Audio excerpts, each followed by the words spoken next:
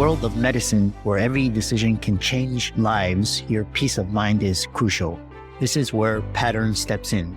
Imagine insurance made simple, fast, and personalized just for you. With Pattern, you're not just getting disability and life insurance, you're ensuring your future and protecting your greatest asset, your income. In the past 10 years, Pattern has transformed the way over 20,000 doctors secure their financial well-being.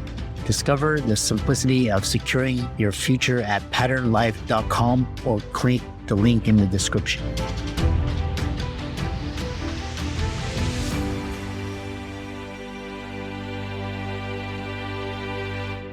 These young physicians, they've gone so soft. They need a chief wellness officer to make sure they're well. Wait a second. Does my practice need one of these? Could I be the person? Stay tuned and find out how you can.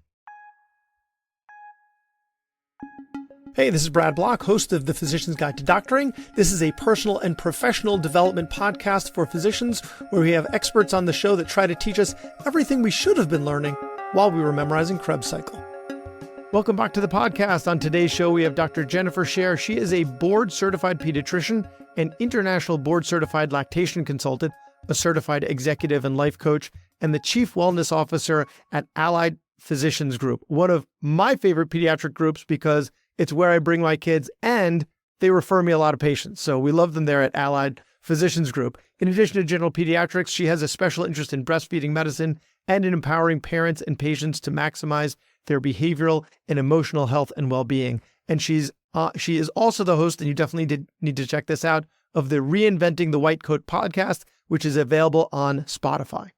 So, Dr. Shaer, thank you so much for being on the show. Oh, thanks so much. Please call me Jen, Brad, Jen. All right. It's really a pleasure to be here. Thanks for having me. Well, thank you. Thank you for all that you do for physician wellness, because that's what we're going to be talking about today. So first, let's start off. What is a chief wellness officer? Good question, right? I'd say you ask 10 chief wellness officers, you'll probably get 10 different answers. It's sort of a new invention in my neck of the woods where I practice. I am charged with trying to ensure the well-being of all of our clinicians so that when everybody is at their best, they do their best and everybody wins, the company, the doctors, and the patients.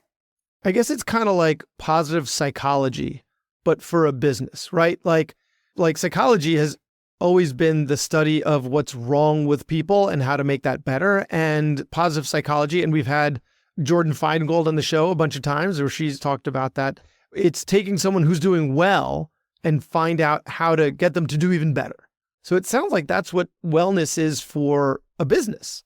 What are we doing well and how can we do that maybe better? Yeah, and I love positive psychology, Martin Seligman, all that stuff. I'm a deep reader of all of that stuff. But for a healthcare company, it's beyond that. It's systems that are creating some of the unwellness. It's not just about trying to have the individual build resilience and do a wellness class and change their mindset.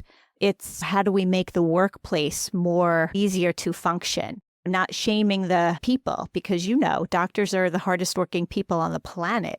If you give them the right environment, they're going to do the job. So a practice like yours, right, where it's physician owned and physician run, like why would a practice need a chief wellness officer? Because I would think that the people that you have in the C-suite are physicians who are seeing patients. So if the decisions that they would be making would have the practicing physician in mind, I would think a chief wellness officer would more be like a place that's run by hospital administrators. And now you need the physician perspective to be taken into account in order to serve as maybe a foil. But if it's owned and run by physicians, clinicians, then what role does the chief wellness officer play? I mean, clearly something, because this is what you do. Yeah, well, I would say two things to that. First of all, we are not completely physician run. We have executives. We have a dyad model where we have a business type executive with the physician dyad. So we make decisions together.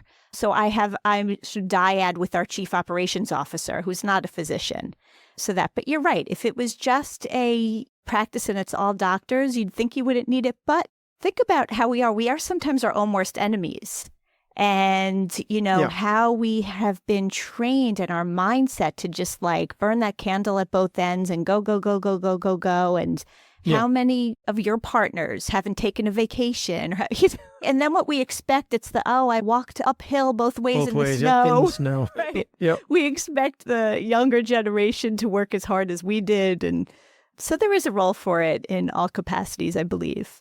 Can you give us an example of where maybe you've had to push back on a policy where like this was going to be instituted and it really passed by all the other physicians and you're like, wait a second, folks, this is not, let's reconsider this. Yeah. Well, I mean, any time that you're looking at the bottom line revenue, that you either have to bring in more money or cut costs. Yeah. The sort of knee-jerk reaction to bring in more money is, okay, just see more patients, right?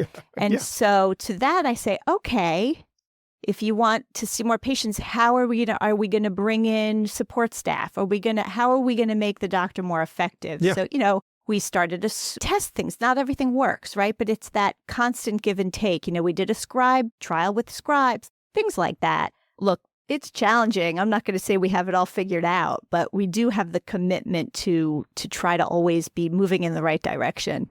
I'm going to take this opportunity to plug one of our sponsors. Heidi Health is an ambient AI algorithm. So like this is coming hopefully soon that we're going to be able to really integrate this into our practice and into our EMRs so that we have like the scribes now become, sorry, scribes, it obviates the need for scribes because it just listens and writes your notes and hopefully sends out the orders and sends the medications that you're also dictating. Yeah, so I do. I really believe that stuff will be coming crossed. At some point. I hope most of us can wait long enough to get there. So if you were creating a position de novo, and tell me if you did that, where do you begin? So if you have a listener who's like, wait, my practice needs this. We need this. Yeah. Where do you begin? So I did actually create this de novo for our company, and I'll tell you why I did that. But if you're thinking about wanting to do this, I guess the question is, what's your goal? Always look at what your goal is. And so for me, I was functioning in the role as chief medical officer, and I found myself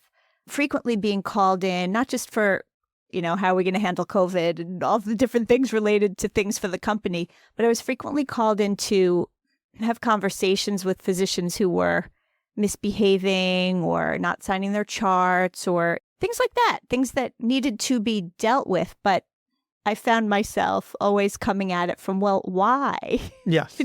This doctor doesn't want 8,000 charts and to be up at night. Like, where's the problem? Where's the compassion? Where's the preventive part of this? And as a pediatrician, especially, we're all about prevention. And while I totally understand the need to deal with the problems once they arise, I felt that we were missing the boat completely. So I just sort of pitched the idea. I did all the research. There's so much data out there. If you needed to put together a proposal for your administrators showing the cost savings of, retaining one physician. It's interesting. I did an interview a while ago with another pediatrician. His name's William Cooper out of Vanderbilt. And he has this system at Vanderbilt where you get a certain number of complaints, unsolicited complaints from a patient, right? Mm-hmm. If you're an outlier in terms of the number of complaints, then what they do is they sit down with you and, have like a non-judgmental conversation. What are things? And what they find is sometimes, as you said, it's a systems issue. It's like the physician's in a terrible mood and having terrible interactions, not because they're some terrible person, but because they're like, their shift starts at 7 a.m. and they have to get the kids on the bus and the kids are always right. Like, give that person extra half an hour and suddenly all those complaints evaporate, right? So like often there are systems, as you're saying, systems problems that we can work on to work with our physicians instead of trying to get them to be the square peg that fits in the round hole. Right. But for me, it's a yes and. Brad, if you have a bad day at work and you come home and you yell at your wife, I don't care how bad your day of work is, it's not okay to yell at your wife. Like, yes. Let's fix what's going on, but also let's behave. Yes. Right. I think it was more happening in the office, but nonetheless, you shouldn't be yelling at anybody. You shouldn't be yelling at the staff. You shouldn't be right. Right. Yes. How do you think the challenges are different for you in like an outpatient private practice versus a hospital-based system or an employer-based system, right? As opposed to a practice owner, you're employed. Like, what are the challenges that you have versus someone in a different situation? Right. I mean, every setting has its own own set of challenges. The healthcare systems, most physicians who work at the healthcare systems, I think, are a little bit less empowered. They have that sense that they're cogs in the wheels. And I think when you're working for a practice where you have ownership, it's different stressors. It's, how am I making payroll and, those types of issues. You have more skin in the game. You have more skin in the game. You're not worried. Yeah. You just have to, when you're an employee, you show up to work, you do the work, you go home, and you don't care how the system runs as long as you're doing it. You're not empowered. You don't have that skin in that game. So it's like a different, I can see that. And people have different preferences. I mean, some people just really want to clock in, clock out. Clock in, clock out, and some really want to navigate the ship. It's really what makes you tick. But for a chief wellness officer at one of these institutions, like how would that differ from their role in your institution? Yeah. The issues that come up relate to whatever is on the minds or the functioning of the people within the system, right? So I always will point out that the company really is just the people. Wherever those issues are is where we put our attention. So if I am working with, it's a lot of coaching and helping people sort of figure out where their issues are, or looking at individual levels and on the system level. So if I'm at a hospital, it's probably going to be about meetings and policies and is there too much red tape or, things like that. And if I'm at a practice, I'm probably talking to local division people on workflow and the mindset around, dealing with angry patients or running behind schedule, things like that. Leading a medical practice is challenging. There can be reimbursement changes, referral slowdowns, staff turnover, or drama. There are obstacles in the way of achieving your goals, or maybe it feels like you've hit a plateau. Who can you turn to for help with the business of managing a medical practice? The Physician Growth Accelerator, a private practice partner that helps you uncover and overcome constraints in your practice. They will check your business vitals, identify the root cause of what's restricting your growth, prescribe what to do about it, and help you achieve it, just like we do with our patients. Imagine your practice, where stress is reduced, profits increase in both patients and staff, and you are happier. They've been making that vision a reality for over a decade. Isn't it time your practice thrived? Discover how at physiciangrowthaccelerator.com. In terms of moving the needle on wellness, a lot of times it's the culture of the practice, right? And so the culture is only as good as the effort that the physicians are willing to put into it. How do you get buy-in? How do you get buy-in from physicians, especially ones that, let's say you're surrounded by a bunch of curmudgeons who are like, this is just another day at the workplace. And that attitude's infectious. How do you steer that ship? Yeah, look, emotions are absolutely contagious, right? The curmudgeon and the grumpy and the whining and the complaining. It really starts with the leadership, local leadership, wellness and culture. It cannot be top down. It really needs to be bottom up. And you are 100% right. I always say there's this pressure as the chief wellness officer that somehow I'm responsible for culture. I can't control the culture. All I can do is nurture it and help people. Look, I always say that when you have somebody who's truly a toxic person, that you're better off getting rid of them, because that is just poison to the culture. But for people who are just sort of grumpy and like to complain, pointing at like the impact that they're having around to people around them. For me, and I don't know about you, Brad, we all get into grumpy moods. And when I'm in a grumpy mood and somebody will point it out to me, right, I will remind myself and try to point out to other people that people sometimes feel trapped, right? Oh, I have to be able to. This is a choice. I mean, you got bills, you got to pay those bills somehow. And that is a choice, right? Yep. So I will say to you that, if you're at work and all of a sudden some emergency comes up at home, you're going to drop everything and leave. Yeah. Okay? So if you're choosing to go to work because you need to pay your bills, then own that choice. Okay? I am choosing this job because I am able to support my family. I want to get my son through college, and I'm going to make the best of it while I'm here. So like I could leave. I could go sell drugs. I could do, there's like anything you really have a choice. Legally or otherwise. Yeah. There are things that you could do. And so I just try to have a little bit, because otherwise you become such a victim. When you get stuck in that victim mindset, it just becomes this like downward spiral into such negativity. And so have you had success in turning those curmudgeons around? Like taking someone who's being so negative all the time and showing them a mirror and being like, this is what you're doing to other people. Like, could you just lighten up a little? I mean, does that work? Yeah. So you can't say to somebody, just relax, right? Relax. That just like makes everything worse. But so there's two approaches. People who are curmudgeon-y and they are actually being, from an HR perspective, inappropriate to the people around them. They get disciplinary. That's not wellness, right? But people who are like Eeyore. What's that? Eeyore. You work with Eeyore, right? Okay, and so they come in Eeyore. You have a conversation with Eeyore. Eeyore is good at heart, right? Eeyore doesn't realize that he's dragging the room down. Okay. So yes, those are the types of conversations. That might be Eeyore's go-to state. Yeah. But he could turn it on if he had a conversation with somebody and just say, look, point out the impact it's having on those around you. What can we do to help you just put on your game face? Yeah. Okay. I'll give it a try.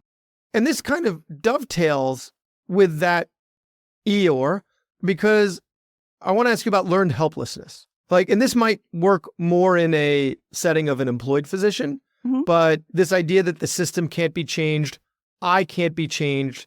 I feel like something that's ingrained in us as physicians. Yeah. Like, this is how we've always done it. This is why we do it this way. This is how rounds work, because this is how rounds worked for me, not because I have a reasonable explanation for it. This is the system. So how do we help people work against that learned helplessness? So it's a multi-layered sort of question, I think. And I'll say that there's a couple of areas that we can touch on with that. One is that if you're trying to sort of move the needle, not on just one individual person, but on the mood and the culture in general of that sort of sense of this place, it's just always this way, it's always this way. You only need to impact, if you can change and you can engage 10% of the people in the workplace, you'll have a tangible and a really noticeable change. And just like the negative stuff spreads, so does the positive. So, there's research that shows how, 10% of your employees are going to be actively engaged and 10% are going to be actively disengaged. And the rest are just sort of bystanders. Yeah. And they'll flow with the others. With the dominant 10%. So try to make the engaged one the dominant one rather than allow the non-dominant ones to, or not and the disengaged ones to bring everything down. And by focusing on what you want more of instead of what you want less of, it really helps. So it's funny. I tell people the same about eating.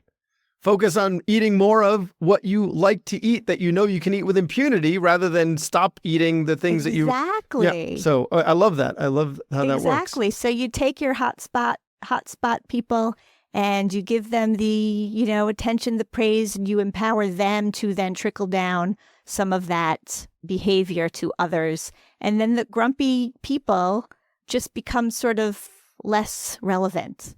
Rising tide. And I love that this is coming from a pediatrician, because this is such a child rearing thing to say, praise the positive, just try to ignore the negative. Right.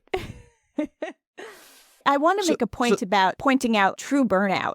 There's a difference. Sometimes people are flat out depressed and really need help. And this is not, that's a whole other. Yeah. I mean, the two can overlap. There's a Venn diagram there, but there's burnout, which has this very specific definition by Maslach. Don't quiz me on it, but. Stina Maslach, yes. Yeah. I think depersonalization, lack of fulfillment, and there's one more thing. Now you're challenging me and I'm drawing a blank, the depersonalization. It'll come to me as we're talking, but... Those are the symptoms of burnout, whereas depression is different. Oh, feeling like you're a cog in a wheel. I think that was the last one.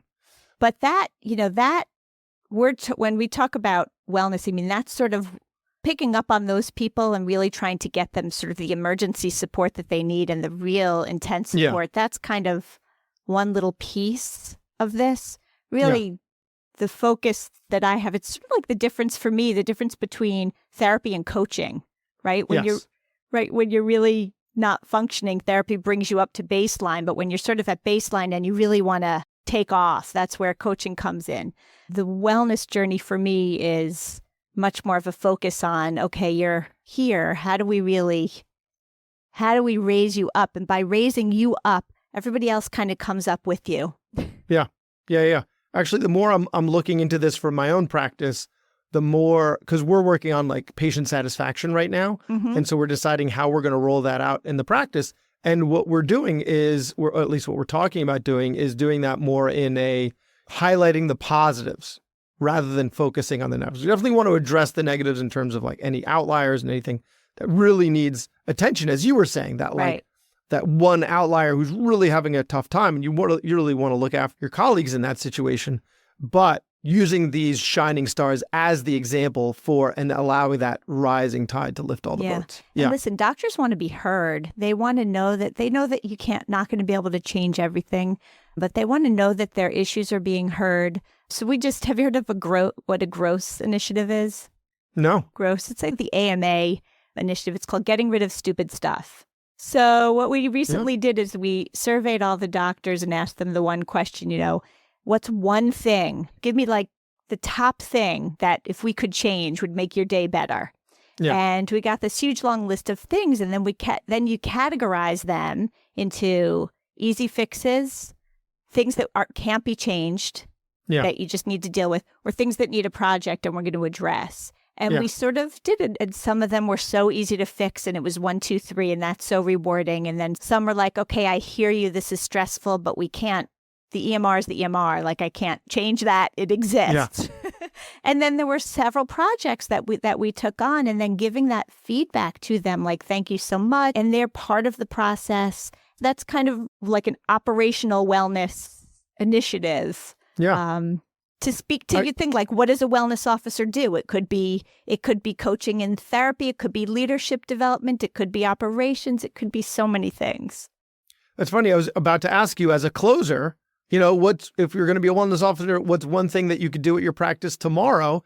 And it seems like that GROSS survey is a great way to start, because then it proves to the practice that we can make changes. We can make changes in it. This role, this officer can make our lives better. And that you matter, right? Yes.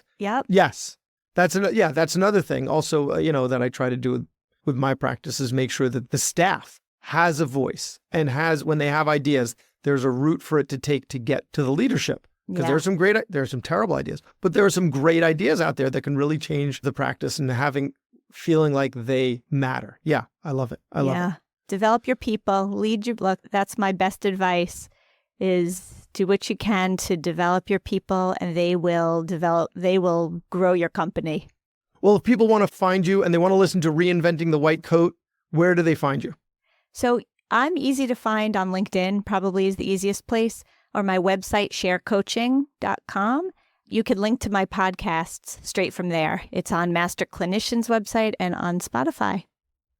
And just for the listeners, Shaer is SHAER. Correct. Coaching.com. Yeah. Yes. And listen, anybody who wants to get into this line of business, please, we need more people in this line of business. Reach out. I'm happy to chat. We do. Well, thank you for your time, and thank you for all you do for physicians. Thank you. Doctors dedicate our lives to caring for others. It's time someone took care of us. Visit patternlife.com to simplify your path to peace of mind. Patternlife.com, simplifying your insurance journey. Thanks for listening. I have a favor to ask. You listened to the episode until the end, which means you either fell asleep or you really liked the episode. So please share it, or like it, or comment on a social media post, or write us a 5-star review. Something. It would really help me out. And maybe what you learned from this episode can help someone else too. The views expressed in this episode are those of the interviewer and interviewee and don't represent the views of their employer or even their significant other. Even though the magic of podcasting make it sound like I'm talking directly to you, this is not a doctor-patient relationship, and this is not medical advice or financial advice or really any advice. Thank us again for listening to The Physician's Guide to Doctoring.